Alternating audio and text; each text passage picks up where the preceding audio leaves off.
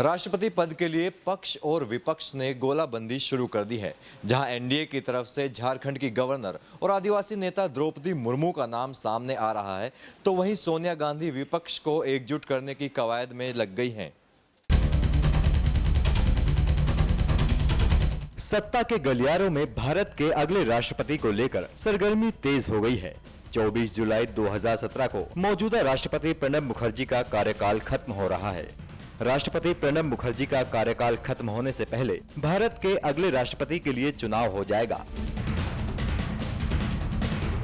लेकिन भारत में राष्ट्रपति चुनाव में नागरिक डायरेक्ट वोटिंग नहीं करते हैं, बल्कि उनके चुने प्रतिनिधि यानी सांसद और विधायक वोट करते हैं। जनता के इन प्रतिनिधियों के वोट मूल्य के आधार पर राष्ट्रपति का चुनाव होता है। हम आपको बताने जा रहे हैं कि भारत में राष्ट्रपति चुनने की प्रक्रिया क्या है।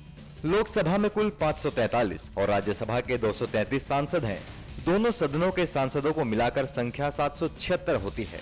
इन सांसदों के वोटों को विधायकों के मत मूल्य जो कि 5,49,474 से डिवाइड किया जाता है, यानी 5,49,474 बटा 776 बराबर 708। इस तरह हर सांसद के वोट का मूल्य निकलता है 708, यानी कुल सांसदों के वोट का मूल्य निकलता है 776 गुना 708 बराबर 5,49,408।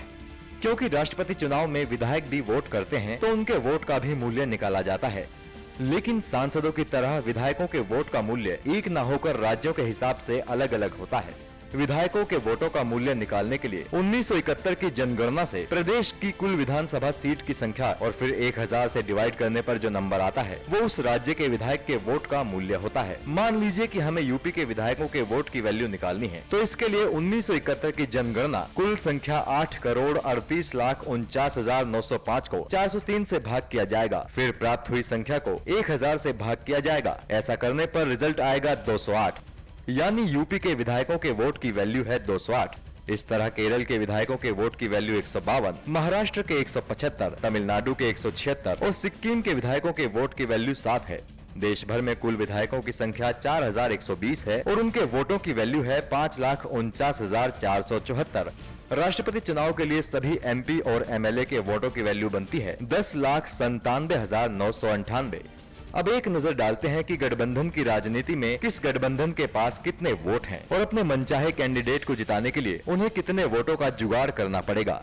केंद्र में एनडीए की सरकार है और एनडीए के पास विधायकों के वोट 2,41,654 हैं, जबकि सांसदों के 2,92,404 हैं। यानी एनडीए के पास कुल 5,34,058 वोट हैं और अपने कैंडिडेट को जिताने के लिए एनडीए को 14,942 वोट चाहिए। वहीं विपक्षी यूपीए के विधायकों के वोट 1,47,035 है और सांसदों के वोट 1,07,616, यानी यूपीए के पास कुल 2,54,691 हैं और उसे अपने प्रेसिडेंट कैंडिडेट को जिताने के लिए 2,94,349 वोट चाहिए, जबकि अन्य के पास 3,09,289 वोट हैं और उसे अपने कैंडिडेट को जिताने के लिए 2,39,711 वोट चाहिए।